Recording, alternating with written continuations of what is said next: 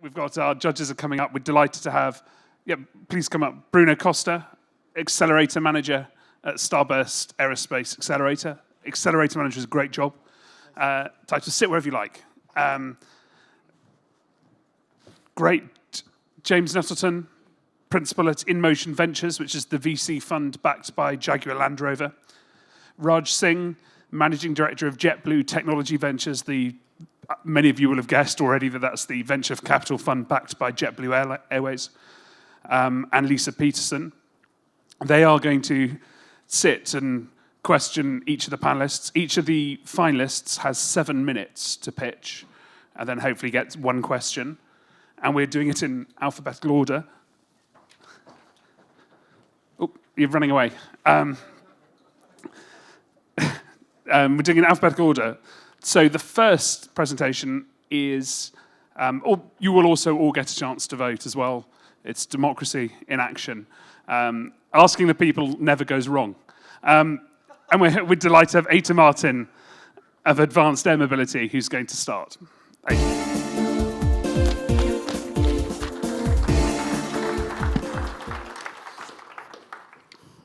Okay, thank you very much. Okay, only 7 minutes.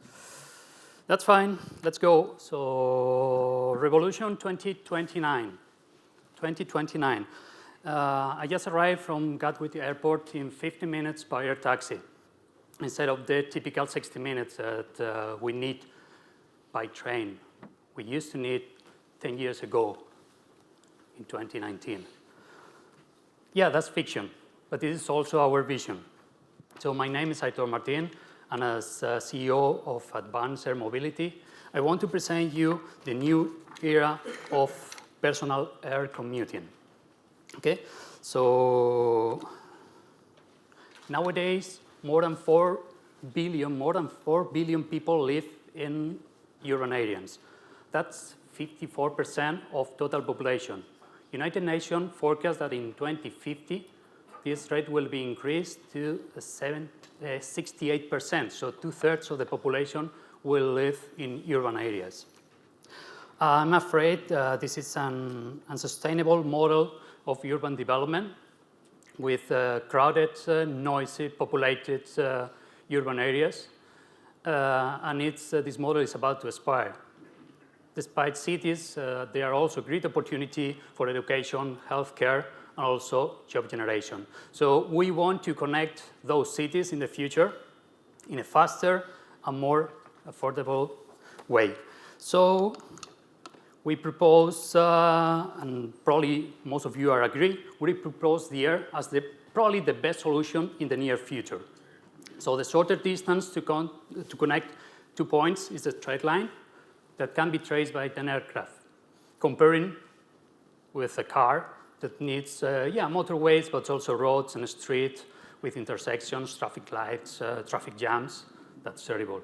At the same time, light aviation can not only provide but maintain a cruise speed higher than the highest speed train.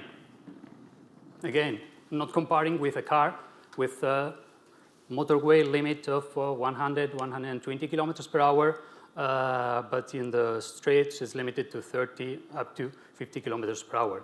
So the combination of both factors, speed and straight line, together with an empty airspace, will allow us to reduce the travel distance by 1/4. So 15 minutes from the airport to here instead of 60 minutes. Or on the other side, we can also change the air commuting distance and increase the metropolitan areas development to 100 or even 200 kilometers. So that's allow us to extend the commuting range towards a more affordable, more sustainable way of developing the metropolitan areas of the future. This is our proposal. It's a new generation, high-performance, environmental-friendly aircraft, fixed wing, for daily extended commuting. E2PAC stands for Electric Electronic Personal Air Commuter. So it's an aircraft for 2 It's a two-seat configuration for one pilot and one passenger. In the future, we hope 2 passengers. It's a high performance with a cruise speed of 250, 300 kilometers per hour. That is normal, could be normal for general aviation. Long range, 300 and 500. Quite enough comparing with the trips that we have seen in the other presentations. Extremely short takeoff and landing. Just for your reference, the shortest distance for landing or takeoff world record is below 3 meters, 10 feet. So very, very short distance. We will be able to land and take off from an helipad. We don't need aerodromes. Autonomous flight, well, if the regulators allow us to do that, and of course, electric propulsion, so 0 emissions in operations. So quite nice. What's the difference with our competitors? There are more than 100. They were mentioned 120, with us 121 projects in the world nowadays in development. A few of them have already flown. Some of them, they have also been tested as air taxis in Dubai, for instance, for the Roads and Transport Authority. They are great. We have here some great examples. Most of them are based on the concept of the multi-rotor, the drums, the small drums being bigger, and also the tail rotor models. So I repeat, they are great. I'm in love with Lilium, for instance, but most of them are great models. We prefer a simpler solution, more efficient, more economic proposal. So that will allow us for a best way of design, production, and also certification. The idea is that we'll be able to be certified with current regulation. So that, I think it's a must today.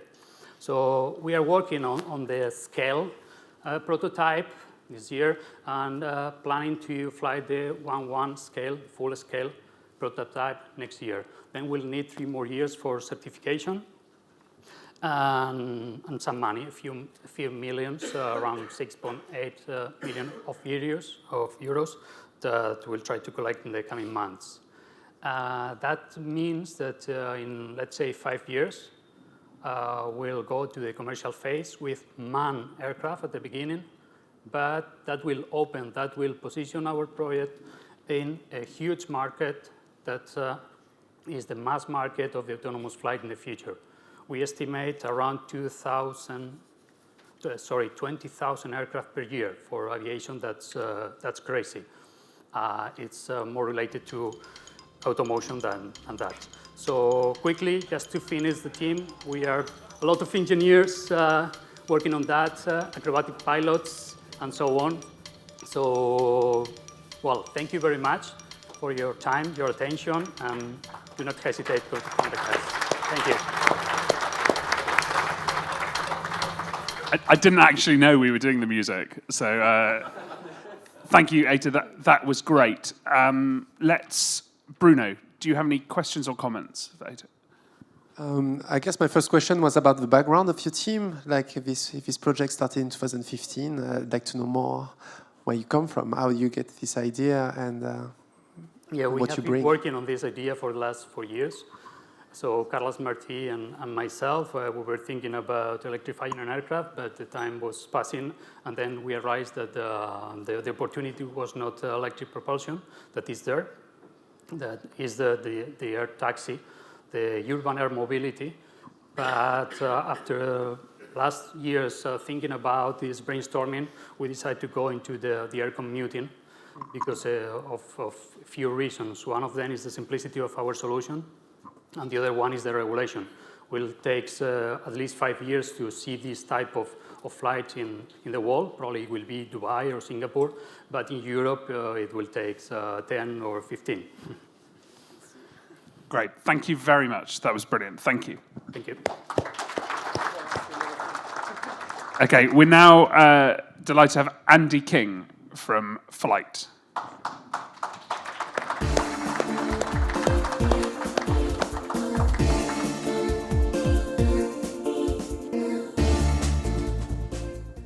Thanks, Al. Good afternoon, everyone. My name is Andy King. I'm the co-founder and CEO of Flight. I'm also a helicopter pilot, which means I'll probably be an extinct species in 3 years, if some of you have your way. But we think helicopters will actually be around for a lot longer. They're very versatile aircraft. They're the fastest way to travel from A to B directly there is at the moment. You can travel virtually anywhere within the UK within 2 hours.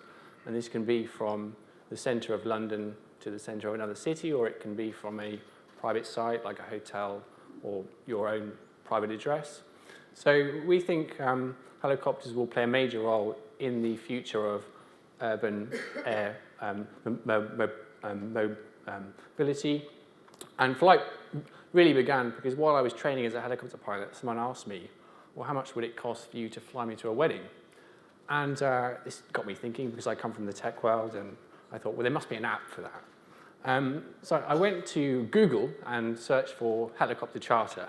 And this is one of the websites I found there, which looks like it's been up there since the 1990s. It still has a counter. You can't see it on the screenshot, but if you actually scroll down, you'll see a note that says, I'm working abroad. If you email me, I might not get back to you. So this is one of the issues with booking a helicopter is you really wouldn't know where to go to book a helicopter. There are no online platforms, or at least there weren't, not like Skyscanner or Google Flights. You literally have to call or phone an operator. And they do this. They literally, some of them sit down with a map and a piece of string, and that's how they work out the quote to fly you by helicopter, which is a real shame because actually they do a great job in flying people safely around. They're just not that good with technology all the time. So we really want to give them a modern platform so that you can book a helicopter pretty much like you're booking a train or a plane. I won't say the Uber word because we don't like the comparison. But really, we're an online booking platform for on-demand helicopter charter. You can book private jets online now through sites like Private Fly, so why not book a helicopter? We're really trying to take the work out of quoting for operators to give them one easy-to-use platform so that they can receive all of their bookings through our service. It works in a very simple way. You enter your address, which could be an address of a hotel or an airport or a heliport, and it will find the closest landing sites. And then it will show you a quote. Our helicopters range from £700 per hour for a 4-seat single-engine helicopter, all the way up to £5,000 an hour for the 16-seater S92, which even has its own gun rack if you like to go shooting. Then you will confirm the operator of your choice. We will then forward all of the details to the operator. They can amend the quote. They can reject it if it's not available. And then we will confirm details with the client, and they can pay for the flight. There's some issues sometimes with weight. We have to have some interesting conversations around if the helicopter is full and all the passengers are over 14 stone, are they gut fat or are they muscle heavy? So some of these details do need to be handled offline, but we're getting close to being able to automate much more of that process, so it's a lot more streamlined. We also offer empty legs on our platform, which is a very easy and cost-effective way for people to be able to experience helicopter transport. This flight, for instance, from central London to the outskirts of Buckinghamshire is for sale for £250 per person. And I think it's going to be a long time before we see flying taxis that will be able to match this kind of price. But you can experience urban aviation today on our platform. So we deal with mainly corporate clients who want to use helicopters to get to many meetings in one day. For instance, we had a client that wanted to visit 2 science parks, one in Kent and one in Essex, and then fly back to London. And the only way to do that is by helicopter. We also do a lot of work for events. Cheltenham Festival, for instance, this week, there's a lot of people taking helicopters there because it can avoid the traffic. Isle of Wight Festival, Glastonbury, Silverstone, I think, turns into the world's busiest airport for one day because of all the movements by helicopter. And another big use case is shuttle services to airports, especially if you're catching a private jet, because most of the business aviation airports tend to be located not close to the city centre, and they're getting pushed further and further away. I think lots of business jets had to fly to Birmingham last year because there were no slots available at airports like Luton, for instance. And of course, if you've just come off a private jet from the States, you're not too worried about paying £3,000 or £4,000 for the helicopter transport to get you to the centre of the city. So there's a big opportunity, actually, we think, to grow that market. We know, for instance, of the 12,000 helicopter movements every year at Battersea, 20% of those are meeting a private jet. And of the 70,000 or so private jet movements every year into London, only around 3% of them are met with a helicopter. So there's a massive unmet market. We are working with the private jet operators and brokers and the private jet booking platforms to make that a lot easier for them to offer helicopters as part of their package. A bit about the market size. We think it's around a 1.8 billion turnover market in Europe, but the helicopter industry is very underutilized. Most helicopters fly less than 1 hour a day on average, and there's a great opportunity to grow that market, we think, as well. A bit about the kind of future. We see that helicopters can be used now to trial urban air aviation. We're obviously collecting lots of data about where people want to fly to. And also, we're working with the existing helicopter operators, and we think they'll have first mover advantage when these new vehicles come online. So by working with the existing industry, we hope to be the platform for the future when the vehicles like this come along. So if you'd like to see a demo, I'll be in the innovation zone if you'd like to book a flight for the future. Thank you very much.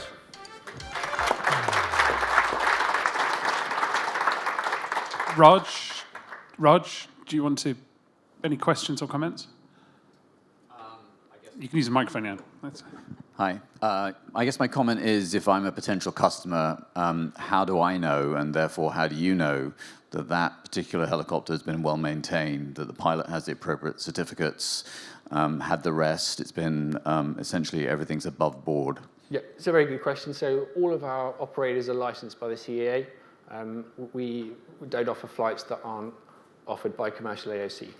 So that's how we kind of approach that. Great. Thank you very much, Andy. Thank you very much. We're now going to have Mike Marquez, who's going to take us through, but I'll let you tell us, hover racing.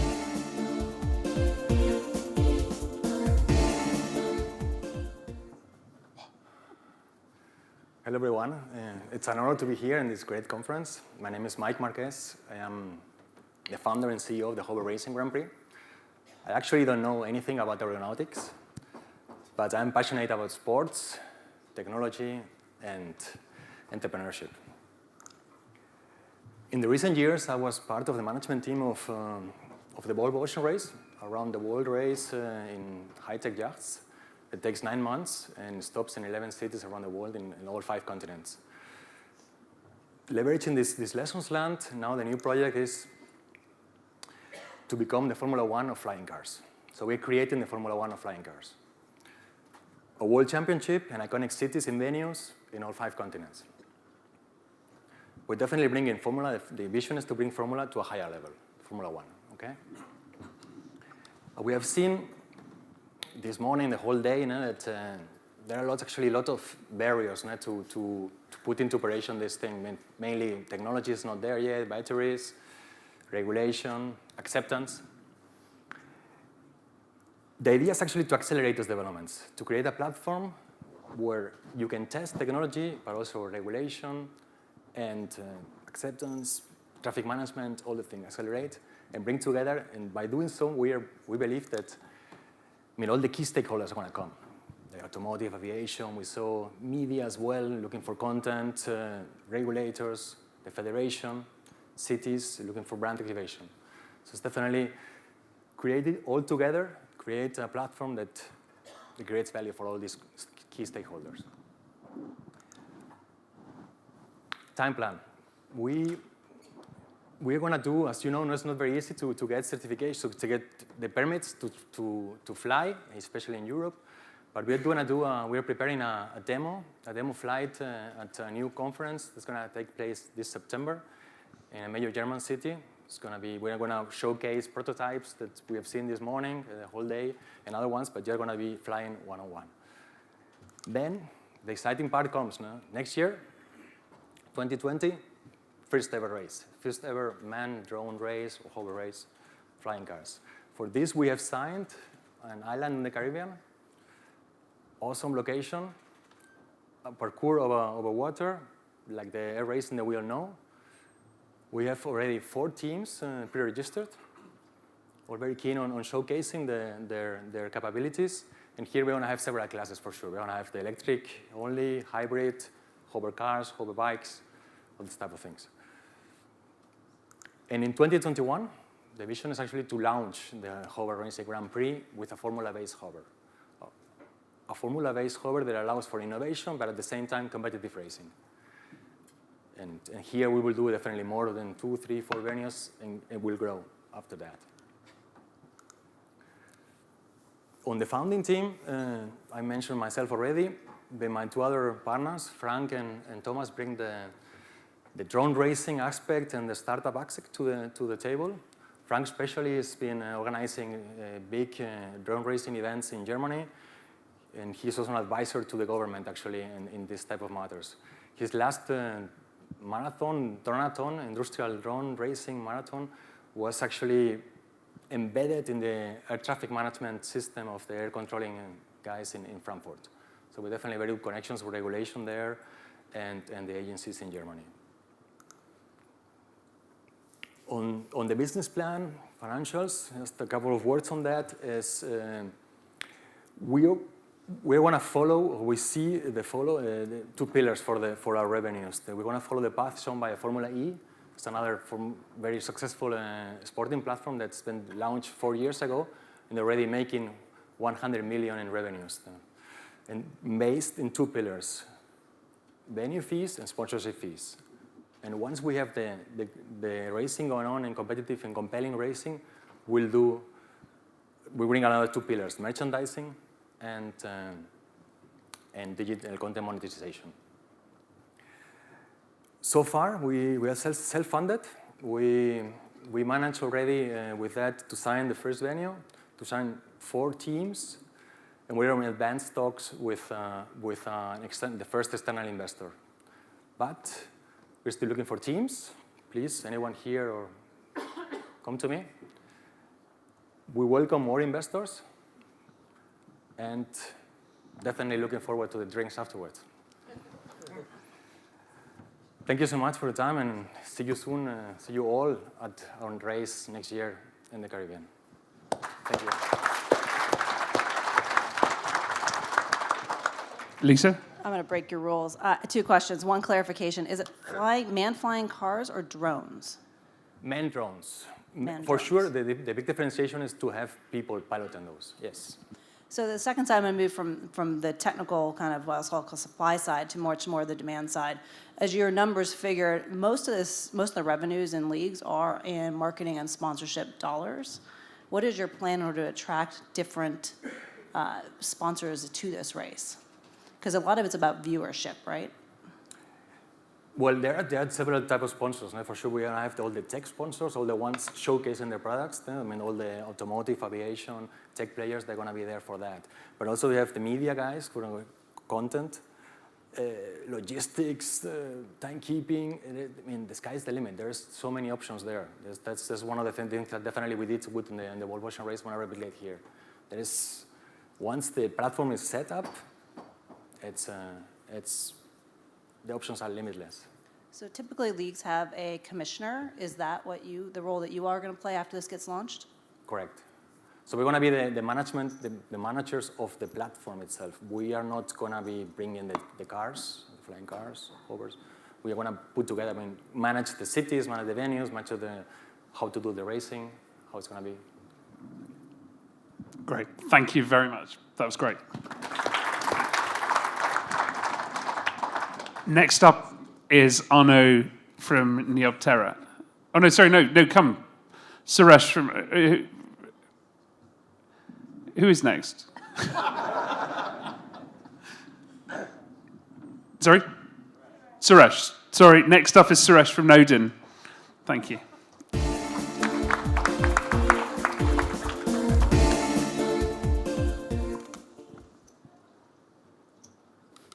Your time hasn't started yet, don't worry. Oh, okay. We'll wait until your slides come up.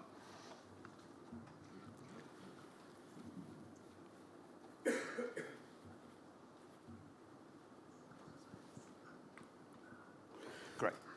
Excellent, thank you. It's great to be here in London. In August of '96, I left London from Heathrow to go to New York to go build a reliable autonomous helicopter software, autonomy software. And 23 years later, I actually returned yesterday. I've never been to London since then, so it's been very interesting. And so, you know, we started off doing a lot of UAV work, a lot of flight control, a lot of autonomy, trajectory generation, things like that. And when the urban air mobility, when I attended the November urban air mobility meeting in Seattle, I drank NASA's Kool-Aid. It was great. I mean, I was like, yeah, this is exactly what we've been doing, and we should be able to apply a lot of this. And then a few weeks later, I said, I'm going to go take the DO-178C class and find out how we're going to, you know, get this sold. And a guy named Aaron from Amazon Prime Air, he basically said, well, what you need to do is you need to set aside everything you've done over the past 23 years and start again if you're going to get any of this certified. Okay, so that was practical advice from the guy who's going to be delivering your packages from Amazon Prime. And I said, okay, you know, at this point, I didn't drink Kool-Aid. I went back home and had a half a bottle of scotch and had to decide. You know, I mean, it's actually good. I said, okay, what are we going to do now? You know, how are we going to make this happen? And over the past couple of months, we actually came up with an idea. It says, okay, there's lots of gaps here. This is what I've been doing for the past 20 years. So you know, I think there's a lot of opportunity here. So the airframes are here, right? And the model that seems to be working is, you know, we're going to start off with an airframe. We know how to do this. We're going to start off and then put a human in it, and then we're going to put autonomy in it and remove the human from it. But what's to realize is about, you know, we have 100 years of engineering experience with creating airframes and 100 years of training humans and users, right? But autonomy, only about 30 years of engineering or so. And the airframe developers have raised about $100 million each, which for something in terms of engineering we already know how to do. The key piece is I said, okay, let's take this model and see what happens. Tom? What happens if you're actually going to take this model and start flying aircraft in an urban air mobility fashion? As we increase the number of aircraft, you want to see, if you see black dots, those are bad, those are collisions, where we are mixing human-piloted aircraft as well as autonomous aircraft. The human-piloted ones are becoming much more difficult. As the number of piloted aircraft increase, whether it's remote or on board or packaged, they start to create problems in the airspace. So this is a simulation. As we increase the number of blue aircraft, which is the autonomous aircraft, things are better. If you go to the next slide. So in terms of business, what does this mean? So we're actually on the green line over there. We actually are right at the beginning. We have the regulatory barrier right at the beginning. And I feel we have a good roadmap to get to this point right up to the capacity limit. That's about, say, 6,000 aircraft. These numbers, you know, you can scale up and down. I mean, it's from the marketing survey. But where we're really going to, if you use that same model, the way we're going to hit a roadblock is actually the capacity. What you want to do is ride the red curve to increase the number of aircraft you have to actually make the profits you need to make, economies of scale. And ideally, of course, we want to, if everything goes well, we're going to be on this bigger curve here. At least this is NASA's vision, or many people's vision. And I believe it, right? So we said, okay, let's rethink autonomy a little bit. And he says, let's put autonomy at the center and say, okay, how does this change things? The autonomy takes care of, actually, the flight control pieces control the airframe. The UTM controls the airspace. Collision avoidance is a detect and avoid. And the other piece is human automation interaction. This is where there are problems right now. So Lion Air air crash, that's human machine. There are mismatches between the situational awareness between the machine and the human. And, you know, also the grounding of the Boeing aircraft as of yesterday, I believe. The solution we have is to buy you know, off-the-shelf sensors, which is certified, develop certified trajectory generation emergency procedures, and maintain situation awareness, and also all the complex decision-making. If there is something wrong with my aircraft, what do I do? Do I land now? Do I land later? Can I still continue my mission? So those are the decisions that this autonomy software is going to take on board, and we're going to